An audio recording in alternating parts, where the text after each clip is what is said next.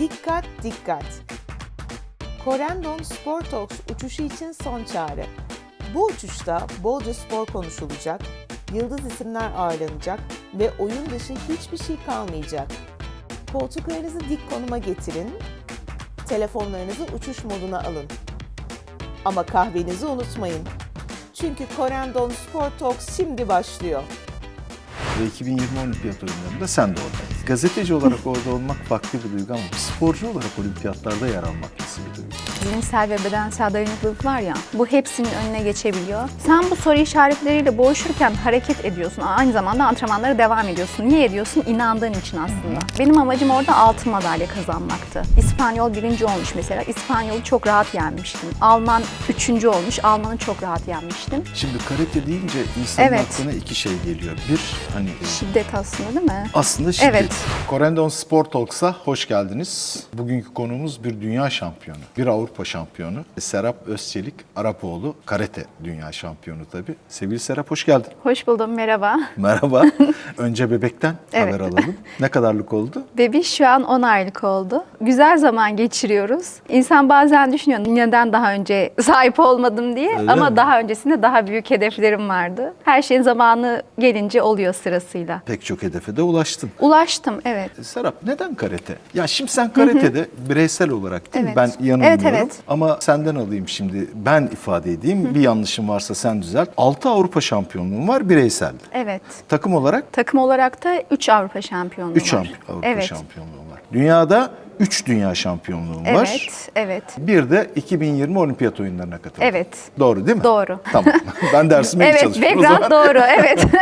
Peki Serap, neden karate? Gerçekten neden karate? Aslında tamamen nasip kısmet oldu benimki. Çünkü ben yetenekli bir çocuktum. Yani sadece sporda yeteneğim vardı. Onun haricinde başka bir şeyde yeteneğim yoktu. Daha sonrasında arkadaşım vardı. Bana dedi ki gel seninle karateye yazılalım dedi. Benim de hiç aklımda olmayan bir branş, ilk defa duydum. Aileme söylediğim zaman o zamanlar babam demiş ki kızım aylık 20 liraysa gidebilirsin demişti. Biz bir gittik 7,5 liraymış. Direkt babam dedi ki tamam gidebilirsin. İlk başta annemin amacı şeydi hani gitsin kendini savunsun. Ondan sonra kendini korusun. Amaç oydu. Benim de amacım sadece spor yapmaktı. Detayını bilmiyordum. Nasıl bir spor olduğunu bilmiyordum. Bana bunu söyleyen arkadaşım daha sonra benimle gelmedi. Yazılmadı bile. Evet yazılmadı bile. Ama bana vesile olmuş oldu. O yüzden karate oldu. Şimdi karate deyince insanın Evet. aklına iki şey geliyor. Bir, hani Şiddet aslında değil mi? aslında şiddet. Evet. Çocukluğunda o şiddete ya da hiperaktifliğe yakın bir çocuk muydun? Hiç alakası yokmuş. Yani çok sakinmişim. Gerçi hala öyleyim. Sabırlıyım. Kavga etmeyi çok sevmem. Herkesin aklına o geliyor ama ben büyük ihtimalle karate branşı içerisinde onlar olmadığı için sevmiş olabilirim. Çünkü neydi? Biz teknik yapıyorduk. Rakibe zarar vermemeye çalışıyorduk. Yani tekniğin kuvvetli olacak, hızlı olacak ama rakibin canını acıtmayacak. Yani bu çok zor bir şey aslında. İki kişi karşılıklı dövüşüyorsun tabiri caizse. Teknik yapıyorsun birbirine ve canını acıtmayacaksın.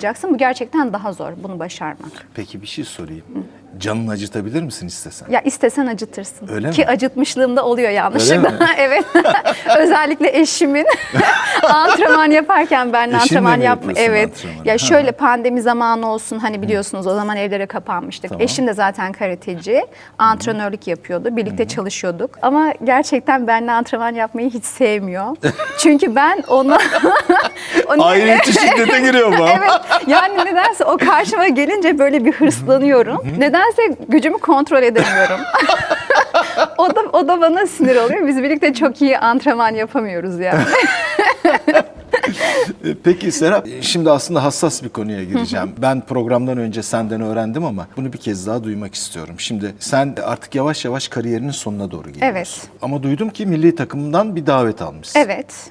Ama iki seçenekle karşı karşıya kalmışsın. Evet ne yazık ki. Ya 10 aylık evladını bırakıp kampa gideceksin ya da kampa gitmeyeceksin, evladınla kalacaksın. Evet. Sen hangisini tercih ettin? Ben tabii ki evladımı tercih ettim. Çünkü ben bu ülkeye 20 sene hizmet ettim. Yani 20 senemde hiç boş geçmedi. Biz sadece şampiyonlukları saydık ya. Bunun ikincilikleri var, üçüncülükleri var, takım Tabii onları halinde hiç yani. saymadık, doğru. Onları hiç saymadık. Doğru. Yani size şöyle söyleyeyim. 2010 senesinde büyüklere girdim. Ta ki karateyi bırakana kadar her sene Avrupa'da derece yaptım. Gerçekten bir sporcu için çok zor bir şey başardım. Ve bütün bunlara sahipken aslında sen bir can getiriyorsun dünyaya ve onunla birbirini tanıma fırsatın yeni yeni oluyor. Sana muhtaç yani bir bebek. Benim şimdi aday kadroya alındım ama ben şimdi bebeği bırakıp nasıl kampa gidebilirim? Hani Peki dünyada uygulamaları nasıl? dünyada uygulamaları vallahi şöyle 2 tane çok başarılı kadın sporcu. Bizim takvim mesela geçen sene boştu. Büyük ihtimalle herkes o sezon çocuk sahibi oldu. Ve onlar tekrardan geri dönme imkanı yakaladı. Böyle bir şey var mı? Evet. Sende takvim boş olduğu dönemde. Yani kısmet aynen ona denk geldi. Evet mesela onlar Malezya'ya gittiler, Çin'e gittiler vesaire ve çocuklarıyla gittiler. Ve milli takım bunlara kolaylık sağladı. Aynı şeyin olmasını isterdim aslında. Hani tamam sen beni aday kadroya alıyorsun ama hani bana şartların ne? Serap biz seni çocuğunla alıyoruz. İstersen çocuğuna bakacak birini al. Umarım bundan sonra bunu İnşallah, yapmış olurlar. İnşallah olur. İnşallah. Çünkü neden biliyor musunuz? Şimdi ben bırakırken aslında milli takım kampında bebek sahibi olacağımı öğrendim. Hamile olacağımı öğrendim. Yani Avrupa Şampiyonası'na gidecekken oldu. Türkiye şampiyonu oldum o sene. Bilseydim eldivenlerimi orada çıkarırdım. Kariyerimi zirvede noktalardım. Öyle. Evet. Yani hani ondan sonra onu öğrenince insanın içinde bir uhde kalıyor ya hani. Kariyerini sonlandıracaksın. Tamam bırakacaksın. Mesela Yasemin Adar bunu çok güzel yaptı. Evet. Ne yaptı? Minderde çıkarttı güreş ayakkabılarını oraya bıraktı. Aslında insanın içinde öyle bir uhde kalıyor. Ben de bunu yapmak isterdim açıkçası. Ama şu da var, biraz inatçı bir yapım da var. Hani belki daha önümüzde yaşım çok var ama hani belki önümüzdeki sene tekrardan hazırlanıp hani güzel bir şekilde hazırlanıp bunu belki başarabilirim. Bu konuda çok kararsızım açıkçası. Serap, müsabakaya çıkıyorsun. Karşında bir rakip var. Evet. Ona üstünlük sağlamak. O üstünlüğü sağladıktan sonra senin hissettiğin şeylerin ne olur? Özgüvenine nasıl yansıdığını merak ediyorum. Aslında çok böyle aktif bir çocuk değildim dediğim gibi hani küçüklüğümde de olsun. Girişken Ama bir özgüven yapım. geliştirmiştir sende herhalde. Ya çok karate, fazla değil mi? geliştiriyor zaten. Ama şu da var mesela ben bazen rakiplerimin gözüne bakamıyordum. Mesela çok kötü bakıyorlardı. Öyle mi? Hiç bakasım gelmiyordu mesela. Özellikle bakıyorlar. Evet özellikle bakıyorlar. Mesela göz kontağı kuruyorlar. Benim de en sevmediğim şey rakiple göz kontağı kurmak. Çünkü onunla dövüşüyorsun mesela. Gözüne baktığım zaman acaba ne düşünüyor diye kendim düşünmeye başlıyorum. Olaydan kopuyorum. Konsantrasyon Evet bozuluyor. kaybı. O yüzden ben mesela hep göz kısmına bakardım. Hani gözüne değil. Belki o onların motivasyonunu bozuyordu. O da kötü bir şey çünkü. Rakibinin nereye baktığını tahmin edemediğin zaman nereden ne geleceğini bilemiyorsun mesela. Bu doğaçlama gelişti Evet bu ama, değil mi? doğaçlama gelişti ama daha sonrasında mesela kazanmaya başladıkça rakiplerin sana geliyor ve seni tebrik ediyor. Bu da ister istemez sende bir özgüven oluşturuyor yani. Peki şeyin var mı? Totem mi? Müsabakaya çık. Tabii. Şansın, bir totemin. Şöyle mı? söyleyeyim, ilk başlarda böyle müsabakaya çıktığım zaman saçım toplu olacak, ucunu örecektim. Hani bu benim totemimdi. Daha sonrasında işte bir gün oldu, yapamadım saçımı. Çıktım, baktım öyle de kazanıyorum. Dedim ki niye ben böyle şeylere bel bağlıyorum ki dedim yani hiç alakası yokmuş. Onları böyle yavaş yavaş törpüledim ve gerçekten sadece dua edip maça çıkıyordum. Peki yani bir tarafta antrenmanlar, diğer tarafta müsabakalar, öbür tarafta da öğretmenlik değil mi? Evet, evet. Yani öbür tarafta evlilik. Evet. Şimdi çocuk. Yani Evet. nasıl baş ediyorsun bütün Çok bunlarla? keyifli aslında. Hani hiç durmuyorsun. Bazen diyorum ki ben ne zaman dinleneceğim acaba? Yani şöyle söyleyeyim. İlk evlendiğimiz sene karate olimpiyatlara girdi ve bizim takvimimiz o kadar yoğun değildi. Hani bir Avrupa şampiyonası oluyordu. 2 senede bir de dünya şampiyonası oluyordu. Onlara katılıyorduk. Daha sonrasında olimpiyatlara girince kota almak için senede 12 tane uluslararası müsabakaya gittik. Eşim bana dedi ki niye evlendik? Biz beni eve attın sen geziyorsun. Sen geziyorsun dedi. Daha sonrasında gerçekten çok yoğun bir tempoydu. Çünkü o müsabakaya yıkım oluyor, güçleniyorsun, kazanmak istiyorsun bilmem ne. Ama eşim sporcu olmasaydı gerçekten şu an bu durumda olmazdık yani. Hani o yüzden bana çok büyük destek oldu. Şimdi okula gidiyorum bazen. Çocuklar beni görüyor. Ondan sonra çok güzel işte birlikte eğleniyoruz falan. Ben maçlara gidiyorum. Çocuk bana yazıyor. Hocam ne zaman geleceksiniz? Diyorum ki geleceğim inşallah. Aradan 2 sene geçmiş. Çocuk bana diyor diyor ki hocam en son 2 sene önce gelecektiniz, hala geleceksiniz. Neredesiniz diyor. Diyorum ki bitecek, az kaldı. Şimdi hani bu müsabakalara ara verince şu an sadece okulla ilgileniyorum. Peki- O yüzden keyifli. Peki şey nasıl? Sen şampiyon olduktan sonra, madalya kazandıktan sonra öğrencilerinin sana bakışı, yaklaşımı O çok ya da güzel. sözleri nasıl? Ya onlar gerçekten böyle temiz çocuklar yani. Hepsi çok temiz. Çocukların hepsi evet, temiz. çok temizler. Mesela araştırmışlar. Öğretmenim siz şampiyonmuşsunuz. Niye bize söylemiyorsunuz diyor. Ondan sonra hani, öğretmenim ders veriyor musunuz? Bize de gösterir misiniz? O madalyayı nasıl kazandınız? Biz de kazanabilir miyiz? Aslında güzel bir rol model oluyorsun ama şu da var. İlkokuldan çocuklara spor bilinci aşılanmıyor. Nasıl aşılanmıyor? Şimdi sınıf öğretmenleri çocukları dışarı çıkarıyor. Beden eğitimi dersine çıkarıyor. Hani onlar hani sınıf öğretmeni bahçede oyun oynatıyor Sanki çocuklara. serbest bir zaman mı? Evet. Şimdi çocuklar ortaokula geldiği zaman, beden eğitimi dersiyle karşılaştığı zaman onlara bir şey yaptırmaya çalışıyorsun. Diyor ki hocam bizim beden dersimiz böyle değildi ki. Biz top oynuyorduk. Diyorum ki beden eğitimi dersi öyle bir şey değil arkadaşlar diyorum. Hani bunda bedenimizi eğitmemiz gerekiyor ve bir şeyler yapmamız gerekiyor. Vücudumuza bir şeyler katmamız gerekiyor. Ben katmak istemiyorum. Benim zaten bir serbest dersim var. Ben top oynamak istiyorum diyor mesela çocuk. Bunu ona anlatana kadar bayağı bir zaman harcaman gerekiyor. Ama aslında bunu temelden yapsak, hani nasıl ki İngilizce dersine İngilizce öğretmeni giriyorsa, ilkokuldayken bence beden eğitimi öğretmeni Ki girmeli. Türkçe'de de benim en çok sevdiğim kelimelerden biridir o. Beden eğitimi. Evet, Yani değil mi? Bedenini gerçekten eğitmek, bedenini doğru, eğitmek, evet. Yani Beden olağanüstü eğitimi bir zaten kelimedir. ilk başta Evet. ona takılıyordum. Hani beden eğitimi arkadaşlar, beden değil. Baktım hani hepsi aynı.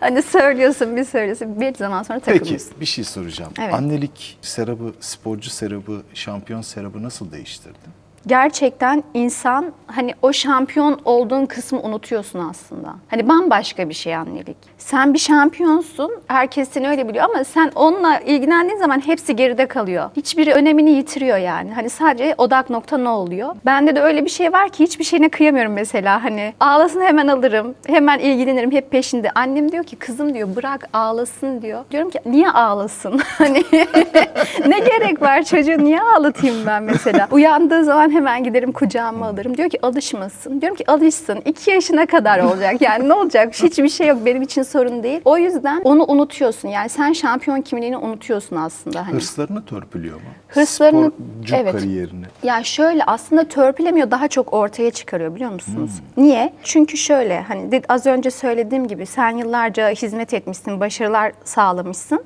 Ya bir şekilde bir yerde var olmak istiyorsun aslında. Çünkü neden? 2 sene uzak kalmışsın o camiadan, başarılardan. Bir yerinde yoksun. Aslında bir yerine tutunmak istiyorsun. O şekilde seni hırslandırıyor. Ya o yüzden diyorum size hani önümüzdeki sene ne olacağı belli olmaz, ne yapacağım belli olmaz diye. Şimdi Serap birçok olimpiyatı izledim, yerinde izledim. Bir olimpiyatı gazeteci olarak izlemek bile çok büyük bir keyif olur. 2016 Rio'da ben oradaydım. Bir karar alındı ve dediler ki karate bir yan dal olarak, Evet. yeni bir spor dalı olarak 2020 olimpiyat oyunlarında olacak. Ve 2020 olimpiyat oyunlarında sen de oradaydın. Evet. Şimdi bir gazeteci olarak orada olmak farklı bir duygu ama bir sporcu olarak olimpiyatlarda yer almak nasıl bir duygu? Size şöyle söyleyeyim. Hani ilk söylendi ya karate olimpiyatlarda yandan olarak. Ben zaten evlendiğim sene aslında bir karar aşamasında gibi bir şeydim yani. Hani kariyerimi noktalasam mı ondan sonra yoksa devam mı etsem? Sonra öğrendim işte olimpiyatlara alındığını ve o kadar mutlu oldum ki hani eşim de destekledi zaten ne yaparsan yap yanındayım diye. Ve ben o yarışı o kadar güzel götürdüm ki 2021 senesine kadar biliyorsunuzdur dünyanın zirvesinde 1 numarası olarak gittim ben olimpiyatlara. Ve benim amacım şey değildi. Olimpiyatlara katılmak değildi benim amacım. Benim amacım orada altın madalya kazanmaktı. Hani şey diyordum kendi kendime. Bir sporcu nasıl olur da benim amacım olimpiyatlara katılmak diyebilir diyordum kendi kendime. Bunu söylüyordum. Benim amacım orada madalya kazanmak. Ama kendi üzerimde o kadar çok baskı kurmuşum ki ve söylemler altın madalya geliyor, altın madalyayı kazanacak. Yani hiç şey düşünmedim, kaybetmeyi hiç düşünmedim. Bu bende o kadar stres, baskı yarattı ki oraya gittiğim zaman ben bende değildim aslında. Belki keyfini alarak gitseydim. Çünkü şampiyondum, rahattım, müsabakaları kazanıyordum, yaptığım işten keyif alıyordum. Ama orada sanki yapmam gerekiyormuş gibi bir görev gibi evet, bir algıladın görev gibi tamamen. algıladığım için orada yenilmediğim kadar yenildim. Çok şanslıyım. Biliyorum hani katılan Türk sporculardaki sikletindeki tek sporcuyum biliyorum. Ama bana gelen o şansı iyi değerlendiremedim ne yazık ki. Peki şöyle bir şey yapalım. Şimdi seninle birlikte bir maça hazırlanalım. Evet. 1 saat var çıkmaya, Tamam. müsabakaya. Tamam. Ne yapar Serap? Serap önce müsabaka günü kalkar. Şöyle soğuk bir duş alır. En sevdiğim soğuk duş alıyorum. Kendime geliyorum. Saçımı güzelce yaparım. Sahneye çıkıyorum çünkü. O yüzden. Gittim müsabaka salonuna. Kaş yapar mısın? Çok makyaj yapmıyorum çünkü terliyoruz ya. Ama rimel sürerim. Evet, olsuz olmaz. Ondan sonra giderim müsabaka salonuna. Şöyle bir etrafa bakarım. Dövüşeceğim yere bakarım. Antrenman salonuna bakarım. Nasıl rahat ısınabiliyor muyum? Peki burada duralım. Duralım. Rakibi Rakiplere çok odaklanmam. Çünkü neden biliyor musunuz? Rakibe odaklandığınız zaman siz benliğinizden çıkıyorsunuz. peki ama rakibin daha Tabii, güçlü tabii. yanı vesairesi Var gibi var. tabii. Hepsini tanıyorsun. Rakiplerin hepsini Ha, biliyorsun. tanıyorsun, evet. Ama bazen ne oluyor biliyor musunuz? Sürprizlerle karşılaşabiliyorsunuz. Ben sizi çok güçlü görüyorum mesela. Hiç olmadık birisi gelip sizi yenebiliyor. Bu sefer telaşa kapılıyorsun. Bu bunu nasıl yendi? Ne yapacağım ben buna diye. Anladım. O yüzden rakiplerimin ne yaptığını iyi biliyorum. Zaten bende o ne yazık ki var. Hani kendi kendime diyorum ki Serap şunu yapmayacaksın. Gidiyorum inadına onu yapıyorum mesela. Hani yapmamam gereken şeyleri yapıyorum. Sonra gidiyorum ısınmama çok dikkat ediyorum. Çünkü ilk müsabakaya çıktığın zaman bazen elin ayağın tutmuyor. Yani iyi ısınamadığın için oluyor. Maçta ısınmayı değil de maçtan önce ısınmayı tercih ediyorum. Çünkü bazı sporcular diyor ki ilk tur ısınırım diyor. Ondan sonra ama bizde öyle bir şey yok ki. İlk turda yenilirsen diğer şansın yok. Bitti. O yüzden benim ısınmam 40-45 dakika sürüyor. Daha sonrasında havlumu alıyorum. Ne yapacağımı kendi üzerimde hani diyorum ki sabırlı olacaksın, tekniğine güveneceksin, vuracağına inanacaksın. Hani Ve bu kadar. tatamiye çıkıyorsun. Tatamiye çıkıyorum. Şimdi o dakikada. Evet. Çıktığın Çıktığım dakika. Unutuyor musun o kendi zihnine Şöyle, kazıdıklarını? evet bazen şu oluyor, ısınırken vücudun böyle bazen halsiz oluyor. Yani şey diyorsun, Allah'ım elim ayağım tutmuyor, ben ne yapacağım müsabakada diye kafanda soru işaretleriyle boğuşuyorsun. Ama oraya çıkıyorsun, ondan sonra bir başlıyorsun ya, oradaki vücut o değil yani bambaşka. Çok iyi bir performans sergileyebiliyorsun. Bazen ısınırken çok iyi oluyorsun ama onu oraya tatamiye yansıtamıyorsun. O da olabiliyor. Ama ilk tur var ya hani ilk tur. İlk tur bizim için gerçekten çok önemli. Çünkü senin şampiyon olma ya da olmama şansın o ilk turda. İlk turda yenildin, şampiyonluk şansın yok.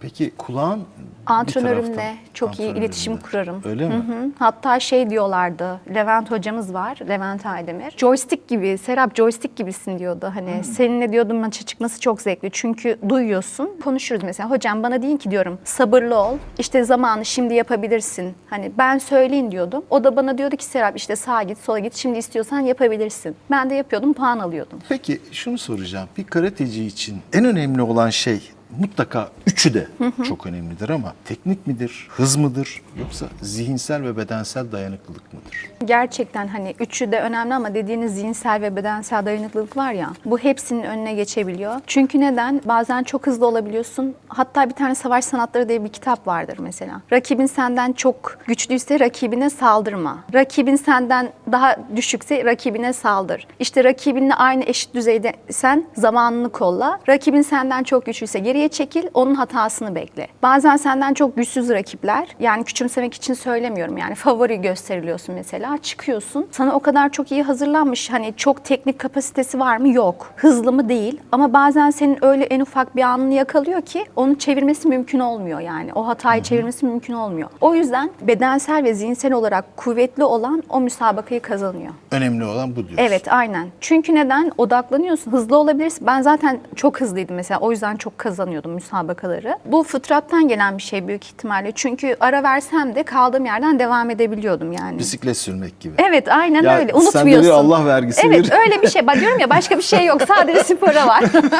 Ondan sonra yani ara Yok versem öyle de söyleme. Öğretmenlik çok Tabii, çok çok. kıymetli, çok değerli bir evet, meslek yani. teknik O değil. olarak. Yani ara versem de mesela kaldığım yerden devam edebiliyordum. Ama şu da vardı mesela. Hani bazen rakibini küçümsemeyeceksin. Çok önemli mesela. Hani ben bunu yenerim, kesin bunu kazanır falan filan diye asla sözler söylemeyeceksin. Olimpiyatlarda biz biliyorsunuz pool sistemde herkes birbiriyle dövüşüyor. Kazanan gruptan çıkıyordu. İlk çıktığım rakibimle 5 sene boyunca bütün elemelerde karşılaştık ve bir tane mağlubiyetim yok. Ama gittim orada Kız benim hatamı kolladı ve kazandı yani. Kız benden iyi miydi? Değildi ama kazanmasını bildi. Önemli olan zihinsel olarak iyi haklısın. olmak. Corendon koltuklarındayız Evet. biliyorsun. Uçuşa geçiyoruz. Hangisini, nerede oturursun uçakta Genelde cam kenarını severim. Öyle mi? Evet, ya da ya koridor, zaten herkes öyledir. Ya koridor ya cam kenarı. Ben koridorcuyum onun için. Evet. Yatması daha güzel oluyor. Değil mi? Çünkü evet, cam kenarında. Peki her yolculuk gibi uçağında bir yükseliş anı var. Evet. Bizim de bir yükseliş turumuz var. Şimdi başarılarla dolu bir kariyer seninki. Muhteşem bir kariyer. Dünya oyunları, Avrupa oyunları, Akdeniz oyunları, Avrupa şampiyonluğu, 2014 dünya şampiyonluğu. Zirvede olmak güzel ama oraya çıkmak elbette zor. Ben evet işte tıpkı Corendon Hava Yolları gibi artık yükselişe geçiyorum dediğin an hangi zamandı? Kariyerime başladım. 2005 senesinde ilk küçük ümitlerde derece almaya başladım. Ve 2009 senesine kadar hep derece alıyordum. 2009 senesinde Akdeniz oyunlarım boş geçti. Avrupa şampiyonam boş geçti. Düşüş zamanıydı. Daha sonrasında insanın aklında şöyle bir soru işareti oluyor. Acaba yapamayacak mıyım? Bir daha başaramayacak mıyım? Buraya kadar mıydı? Diye bir soru işareti oluyor. Sen bu soru işaretleriyle boğuşurken hareket ediyorsun. Aynı zamanda antrenmanlara devam ediyorsun. Niye ediyorsun? İnandığın için aslında. Diyordum ki benim bir şekilde başarmam lazım. Ona göre çalıştım. Ve ben tekrardan hani 2010 senesinde 2008'de büyüklere geçtim. 2009'da bir üst siklette dövüştüm. 2011'de tekrar kendi sikletime döndükten sonra bir ablamın yerini almıştım. O da yıllarca ülkemizi temsil etmişti ve ben onun yerine geçmiştim. Şampiyon oldum. İlk Avrupa şampiyonu oldum o kiloda. Daha sonrasında da şampiyon olunca dedim ki bu bir alışkanlık haline geldi diye düşünüyorsun. Ve çok şükür ki hiç düşüşe geçmedim. Ta ki olimpiyatlara kadar. Olimpiyatlardan sonra çok yıkılmıştım. Çünkü hiç unutamayacağım. Yani bir kere girdi. Oraya geleceğiz. Geleceğiz. Şimdi 2010 senesi diyebilirim benim yükselişe geçtiğim sene. 2010 senesi. Evet. Şimdi tam da bu noktaya değinecektim zaten. Uçak yolculuğunda çok da güzel zaman geçirdiğiniz gibi içinizin biraz titrediği, türbülansa girdiğiniz zamanlar da oldu. Oluyor tabii ki. Şimdi o türbülans sorusunu Evet. soracaktım işte. Evet. Herhalde senin o türbülans Evet. sorun yanıtı Evet. olimpiyatlar mı olacak diyorsun? Olimpiyatlar da olur, şey de olur. O zaten olimpiyat etkilediği için o devamıydı onu. Evet, o onun devamıydı. Olimpiyatlar. Bir uçuş kartı sorumuz var bizim. 2011 yılına dönelim. Neredeydin 2011'de? İsviçre. Zürih'te. Evet, Zürih'te. Unutmam çünkü ilk şampiyonluğum. Evet, Avrupa Karate Şampiyonası. evet. Şimdi Zürih, Evet, Zürih. Corendon Airlines'ın Avrupa'daki uçuş noktalarından çok güzel bir güzergahtı orası da. Peki o gün orada Zürih'te neler yaşadın? O hissettiğin duygular neydi? Zürih'te var ya, çok kötüydü aslında. Bütün takım 0 çekmişti. Ondan sonra biz yükseklik rakım kampı yapıp mı oraya gittik? Onu çok hatırlayamıyorum ama herkesin maçtaki performansı çok düşüktü. Yani ben keyifliydim ama niye bilmiyorum. Keyifliydi. Dediğim gibi o sene normalde ben bir üst siklette yarışırken beni bir alt siklete indirdiler hocalarımız. Ondan 50 sonra- kiloya. 50 kiloya. Ben 55'e bir şeyler yiyip içerek giriyordum. Çünkü bir tane ablamız vardı, onu yenemiyordum. Ondan sonra ben de üst siklete geçmiştim. Onda da başarılıydım ama önemli olan yurt dışı, yani Türkiye'de bir yere kadar yaparsın. Daha sonrasında ablamız böyle ufak bir ceza alınca beni dediler ki Serap sen 50 kiloya iniyorsun. Orada bir değişiklik yaptılar. Üstünde aslında biraz baskı da vardı yani. Çünkü siklet değiştirmişsin, hani bilmiyorsun ve öyle bir kura çekmiştim ki bir önceki senenin şampiyonluğuyla ikincisiyle aynı kuradaydım. Ve bunu bana şeyden sonra söylediler. Finale kaldıktan sonra söylediler. İspanyol 1. olmuş mesela. İspanyol'u çok rahat yenmiştim. Alman 3. olmuş. Alman'ı çok rahat yenmiştim. Yani herkes 0 çekince, orada bir tek ben şampiyon olunca benim için gerçekten çok kıymetli olmuştu. Çünkü milli takım neticede insan ne de olsa o bayrağını hani göklerde görmek istiyor. Çok şükür ki bunu ben başarmıştım. O yüzden Zürih'i hiç unutamam. Serap, ben çok teşekkür ediyorum. Hem Avrupa şampiyonluğun için hem de öğretmenliğin Ay, için. ben de teşekkür ediyorum. Dünyanın en kutsal mesleklerinden birini yapıyorsun. Gerçekten çok kutsal. Dünyanın en kutsal şeyi anneniz Evet. aynı zamanda. Evet. Çok teşekkür ediyorum. Ben teşekkür ediyorum. Umarım ve dilerim o küçük evladınla birlikte Ay. yine kamplarda, Ay, yine inşallah. şampiyonlarda seni görmüş Çok oluruz. teşekkür ederim. İnşallah. Çok sağ olun. Ben çok teşekkür ediyorum. Ayaklarına sağlık, sağ olasın. Haftaya tekrar görüşmek üzere. İyi günler diliyorum.